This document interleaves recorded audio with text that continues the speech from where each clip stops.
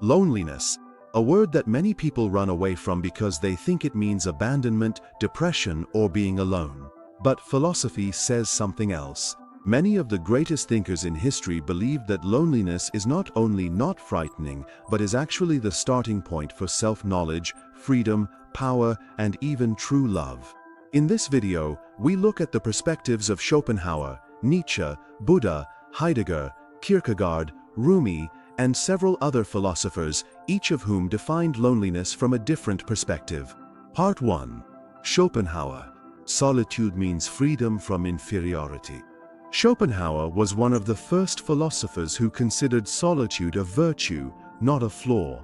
He said that the more intellectually superior a person is, the more pleasant solitude becomes for them. According to Schopenhauer, when you're in a group, you get caught up in the foolishness, judgments, and superficiality of others, but in solitude, not only are you free from others' influence, you also have the chance to truly see yourself. He even has a famous saying, "Most of people's misery comes from the fact that they cannot spend a few hours alone with themselves." In his view, the average person escapes loneliness because there is nothing to see inside. But a person can take root deeply in solitude, build, learn, and grow. Schopenhauer believed that most human relationships are based on need and benefit, and that someone who achieves personal independence becomes less dependent and finds more peace. Part 2. Nietzsche. Loneliness, the birthplace of the Superman. Nietzsche considered loneliness a necessity, not a choice. In his view, anyone who wants to think differently, be creative, or break away from the crowd is doomed to be alone.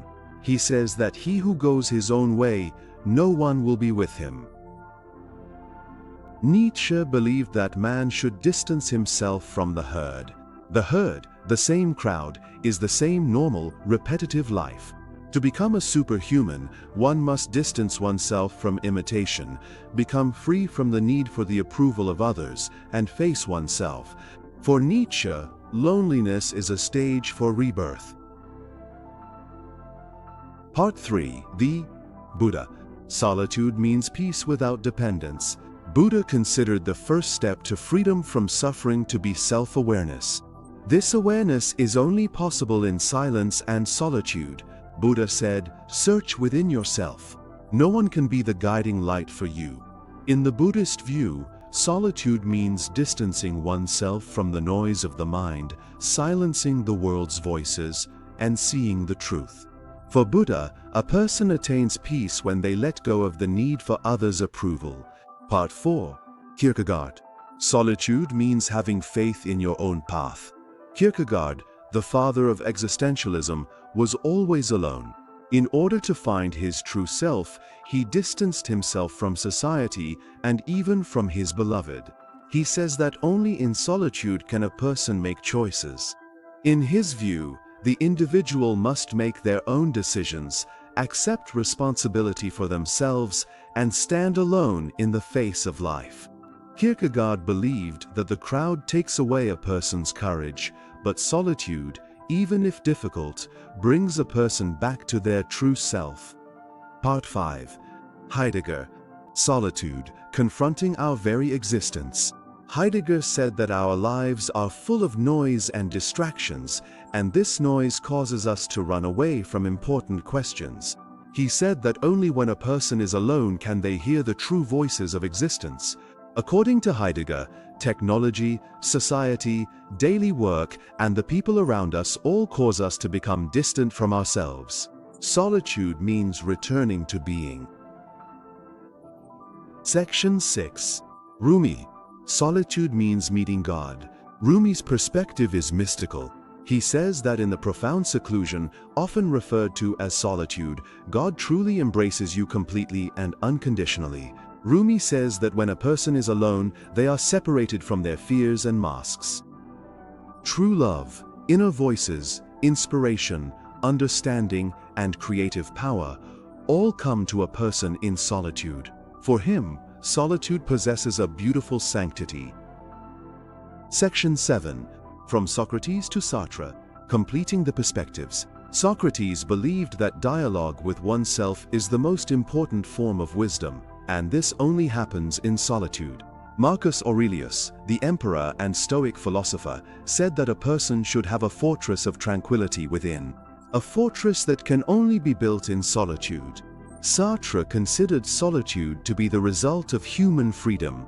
He said that when you are free and make choices, you are forced to stand alone. Section 8. Why has solitude become harder today? Nowadays, despite social networks, smartphones, and messaging apps, people are more alone than ever. But this kind of loneliness is different from philosophical solitude. This loneliness is superficial. Philosophy asks us to enter into deep solitude, meaning to distance ourselves from distractions, stop seeking approval, and be honest with ourselves. Section 9. How can we turn solitude into strength? According to philosophers, choose solitude, don't just endure it. When you choose it yourself, it becomes a source of power. Distance yourself from your phone and noise. Silence is the root of philosophy. Talk to yourself. Live a Socratic life. Have a personal project. Writing, learning, reading, planning. Move beyond emotional dependencies. All philosophers emphasize this point. Solitude is not something people should run away from. Solitude is a teacher, a great master. Schopenhauer, Nietzsche, Buddha, Kierkegaard, Heidegger, Rumi. Despite their intellectual differences, they all agree on one thing. To find the truth, a person must spend some time alone. How do you experience solitude? Is it a path of growth and peace for you, or is it something you try to escape from? Which philosopher's view on solitude do you think is closest to your own experience? Schopenhauer, Nietzsche, Buddha, or maybe Rumi? Write your opinion for me down below. Thank you for staying with me until the end of this video. To support us, subscribe to the channel and like the video. Hope to see you again.